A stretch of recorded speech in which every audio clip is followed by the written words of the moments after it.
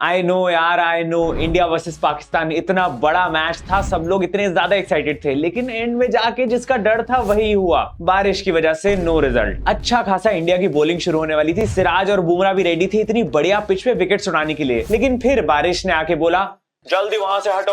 यार मेरी preview video का टाइटल ये था कि बस बारिश ना होना तो बहुत ही बढ़िया मैच देखने को मिल सकता है हमें, एंड एक्चुअली में लग भी रहा था, मैच काफी ज्यादा क्रेजी हो गया था। हाँ ठीक है, वो बात अलग है, एक पॉइंट पे अपने लग गए थे जब विराट और रोहित आउट हुए, लेकिन फिर ईशान और हार्दिक ने आके संभाल लिया, और इन दोनों के इतने बढ़िया एफर्ट से भाई जेन्युइनली एक अच्छा स्कोर आ गया था। 266 वाज़न्ट बैड एट ऑल। हाँ बस थोड़ी सी शर्म आ रही थी क्योंकि हमारी टीम का थर्ड हाईएस्ट स्कोरर इन दोनों के बाद बुमराह था। पिछली वीडियो में मैंने कितने कॉन्फिडेंस से बोला था कि लड़कों फाड़ के आना, यहाँ पहले 10 ओवर में अपनी फट गई थी, लेकिन फिर भी यार इस चीज को इग्नोर नहीं कर सकते कि अपनी टीम ने एक अच्छी फाइट बैक भी दी है इस मैच में। मैच इतने इक्वल पॉइंट पे आके एंड हुआ है कि दोनों टीम के फैंस इस समय लड़ सकते हैं कि बारिश ने दूसरे की टीम को बचा लिया, मतलब पाकिस्तान की टीम को। देखो थोड़ा बहुत गुस्सा भी आ रहा है, रैंट करेंगे बाद में, लेकिन भाई असली क्रिकेट यहाँ पे रोहित शर्मा ने खेली है। बारिश का डर था इसीलिए टॉस जीत के पहले बैटिंग ले ली, ताकि वर्ल्ड कप से जस्ट पहले पाकिस्तान की इस बॉलिंग लाइनअप के साथ अपनी प्रैक्टिस पूरी हो जाए। फिर जैसे ही पाकिस्तान की बैटिंग आई, सब बस्ता पैक करके निकल लिए। बेचारे बाबर भाई पिछले मैच में 150 रन मार के घर से इतनी दूर अब श्रीलंका मैच खेलने आए, फिर फील्डिंग कराई और बैटिंग दी ही नहीं। वैसे हमारे वालों ने कौन सी अच्छी कर ली। हाँ यार फिर वही लेफ्ट आर्म पेसर और फिर टॉप 3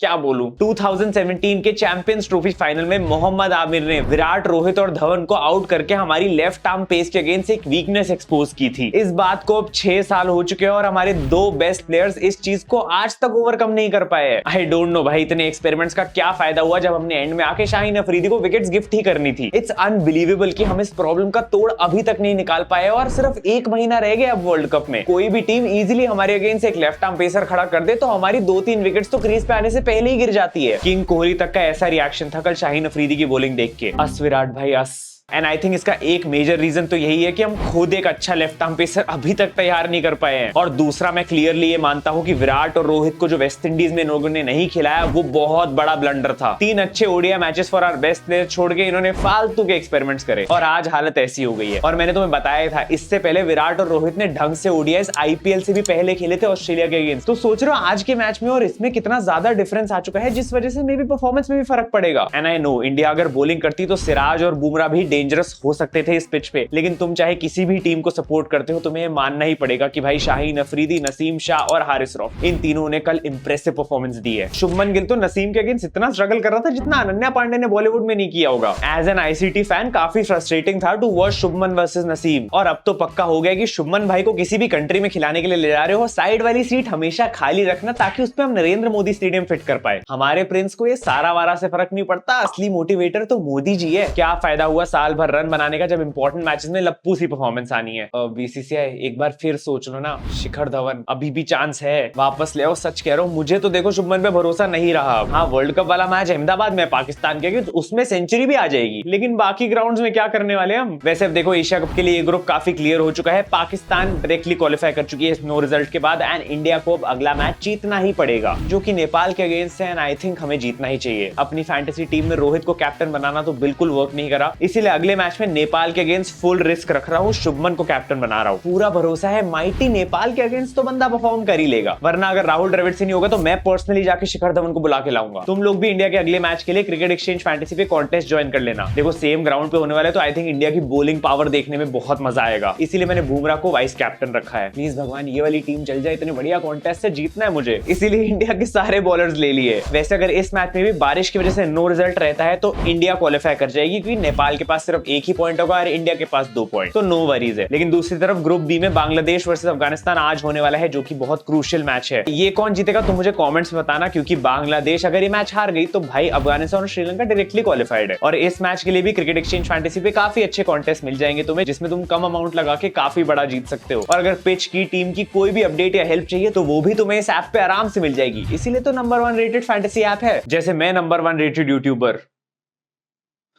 सॉरी जोश जोश में थोड़ा ज्यादा बोल दिया। ऐप को अगर अभी तक डाउनलोड नहीं करा है तो डिस्क्रिप्शन वाले लिंक से कर लेना, बट आई थिंक तुमने अब कर लिया है। इतना पुराना रिश्ता हो गया है इस ऐप से, तो अब सबके पास होगी फोन्स में, इसीलिए जाके सीधा कॉन्टेस्ट ज्वाइन करो। और अगर रिस्क नहीं लेना चाहते तो फ्री कॉन्टेस्ट भी है यहाँ पे। एंड मैं मानता हूँ कि इंडिया वर्सेस नेपाल का मैच हमारे लिए काफी ज्यादा इंपॉर्टेंट है ही, बट क्योंकि इंडिया ज्यादा स्ट्रॉन्ग है तो फैंटेसी में काफी प्रॉफिटेबल मैच भी हो सकता है। वापस आते हुए इंडिया पाकिस्तान की बात करें तो भाई आई नो मैंने अभी तक एक बहुत इंपॉर्टेंट बंदे की बात नहीं करी है। देखो, टॉस जीत के बैटिंग लेना मुझे शुरू से ही डाउटफुल लगा था, लेकिन हाँ भाई, इतनी विकेट्स गिरने के बावजूद भी the most unexpected and the most brilliant performance by Ishan Kishan was the turning point of the match. भाई ये बंदा तुम्हें छपरी लग रहा होगा, इसके हेयर स्टाइल पे मत जाओ, ये इंपॉर्टेंट मैचेस में तुम्हारे लिए रन बनाने वाला है। इतना बढ़िया खेला बंदे को, नेक्स्ट मैच में सीधा कैप्टन बनाने का मन कर रहा है, लेकिन होप कर रहा हूं कि बैटिंग ही ना आए क्योंकि टॉप 3 रन बना ले। भाई I take my words back, कल मैं ही संजू को चूज कर रहा था over Ishan Kishan in the middle order, लेकिन इस बंदे ने डेफिनेटली प्रूव कर दिया कि हमें केएल राहुल की इतनी भी जरूरत नहीं है। कैसी अपमानजनक बातें कर रहा होता है। राहुल भाई कोई दिक्कत नहीं है, आप आराम से ठीक हो के आना, हमारा मिडिल ऑर्डर विकेट कीपर काफी अच्छा खेल रहा है। ओडीआईज में इस बंदे की ये 4th कंसेक्यूटिव 50 है और कोई फर्क नहीं पड़ा ग्राउंड चेंज, कंट्री चेंज से। अनलाइक सम प्रिंस, कंसिस्टेंसी की उम्मीद शुभमन से थी और डिलीवर ईशान किशन कर रहा है। 66 पे 4th है और ऑनेस्टली बोलूं उम्मीदें खत्म हो रही थी, लेकिन वहां से आके हार्दिक और ईशान ने पूरी इज्जत बचाई है। Nita Ambani would be very proud.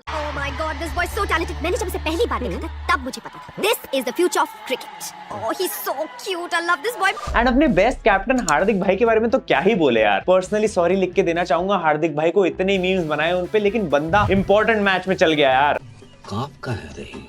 आई तो बिलीव भाई sometimes it's okay to be unique. अगर तुम्हारी यूनिक परफॉर्मेंस इतनी अच्छी हो तो ट्रूली भाई वाइस कैप्टन ने एकदम फ्यूचर ओडीआई कैप्टन वाली नॉक खेली है। अगर तुम मुझे इंस्टाग्राम पे फॉलो करते हो तो तुमने देखा होगा कि कल ईशान और हार्दिक की 50s इतनी ज्यादा सेलिब्रेट करी थी हमने। आई नो दूसरी तरफ विराट और रोहित ने काफी डिसअपॉइंट किया, लेकिन कोई बात नहीं यार, सह लेंगे थोड़ा सा। खैर इसी वीडियो में हम अगले मैच की स्क्वाड की भी बात कर लेते हैं। आई तो थिंक टीम अनचेंज ही रहनी चाहिए, सेम 11 ही खेलने वाली है नेपाल के अगेंस्ट भी। बॉलर्स को तो अपने आप को प्रूव करने का मौका मिला ही नहीं था और बैट्समैन का हाल तुमने देख ही लिया था, तो उनको तो एक और चांस देना चाहिए। देखो अय्यर भाई को अपन बेनिफिट ऑफ डाउट दे सकते हैं क्योंकि बंदा 5 महीने बाद इंजरी के वापस आ रहा है, तो थोड़ा टाइम लग सकता है सेटल इन होने के लिए। इवन तो ये मैच कंपैरेटिवली थोड़ा इजी रही, इसीलिए मैं टेम्प्टेड हूँ तिलक वर्मा को ट्राई करने के लिए क्योंकि वो बॉलिंग ऑप्शन भी प्रोवाइड करता है, लेकिन ठीक है यार, रिस्क नहीं ले सकते, एक्सपेरिमेंट्स का टाइम अब जा चुका है। बट तुम्हें पता है यहाँ पे कुछ नहीं कह सकते, क्या पता अगले मैच में जान के सूर्या को खिला दे और फिर वो बंदा सेंचुरी मार दे और फिर जगह पोजीशन सीमेंट हो जाए उसकी टीम में। Tactics tactics tactics. एक पॉइंट पे तो लिटरली इस मैच में भी डर लग गया था कि कोहली को नंबर 4 पे दिखा रहे थे और ईशान को नंबर 3 पे। वैसे अब सोच रहा हूँ वही हो जाता तो शायद थोड़ा बेटर होता क्योंकि थोड़े ज्यादा रन बन जाते। खैर रिगार्डलेस अगला मैच अपने को जीत ही जाना चाहिए भाई। जाते जाते my personal apologies to Shami भाई, क्योंकि बैटिंग डेप्थ के नाम पे लॉर्ड शार्दुल को चूज किया था ओवर शमी, लेकिन इससे ज्यादा रन तो शमी भाई बना लेते, इसकी गारंटी मैं लेता हूँ। एटलीस्ट बॉलिंग तो और स्ट्रॉन्ग हो जाएगी। अब इसके अलावा एक फुल इंडिया वर्सेस पाकिस्तान का चांस है 10 सितंबर को। इतना तो हम फैंस डिजर्व करते हैं, अब प्लीज भगवान बारिश ना हो। बाकी तुम लोग क्रिकेट एक्सचेंज फैंटेसी पे कॉन्टेस्ट ज्वाइन कर लेना आज और कल दोनों के मैचेस के लिए, अगर ये वीडियो टाइम पे आ जाती है तो, वरना टेलीग्राम के थ्रू ज्वाइन कर लेना। भरोसा रखिए